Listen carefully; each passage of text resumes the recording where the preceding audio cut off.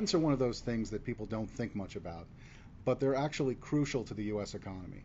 A well-functioning patent system can help promote innovation and bring us all sorts of exciting new products and services.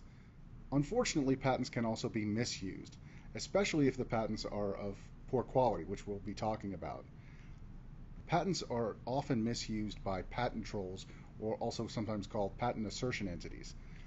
Patent trolls are companies or people that decide basically to make money through litigation. They don't make a product, they often didn't even do the original research, they simply use the threat of litigation or actually suing someone to make money, to extract a settlement from them. This is not what patents were intended to do, and it doesn't further innovation at all. Patent trolls thrive because a patent, once it's issued by the patent office, is very difficult to get rid of. Often, patent trolls take advantage of vague patents, and they claim to have invented things ranging from Wi-Fi to e-commerce to locating a product that's being delivered, even though, of course, they didn't invent those things. The problem is that it will cost hundreds of thousands or even millions of dollars to prove that the patent is invalid, and so it's simply more cost-effective to settle. The Government Accountability Office recently did a study on patent quality and looked at internal procedures at the U.S. Patent and Trademark Office. Now, they found a few things. First of all, part of the reason that so many poor quality patents issue from the USPTO is that there's no unified definition of patent quality.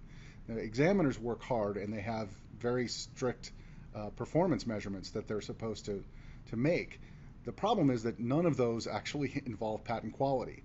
So from one examiner to another, it's not necessarily clear what it is they have to do. This is going to have to change. Another problem is that in some technical areas, examiners found a bit of pressure to allow. In fact, in software, over half of the examiners reported at least some pressure to allow patents. And this pressure comes in a number of ways. In some cases, it's time pressure. They only have so much time to examine patents. In some cases, they're actually measured by how many applications they dispose of. The GAO did a survey of examiners, and in the software area in particular, they found a few things that I think are worth pointing out. First, as I mentioned, examiners feel a lot of time pressure. They simply don't have enough time to examine the applications that they're given. Also, examiners are discouraged from forcing applicants to clarify the terms in their applications. And this is a problem because examiners also reported that much of the time they're seeing applications that are simply too broad or unclear. There are only a couple of ways to get rid of a patent. One is if the applicant gives up, abandons the application. The other one is to allow it.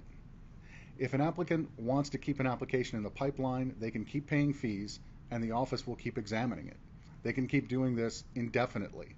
So as an examiner's docket builds up, in other words, as they have more and more applications, there's going to be more and more pressure to allow things in order to get rid of them if applicants are stubborn and are willing to keep paying the fees.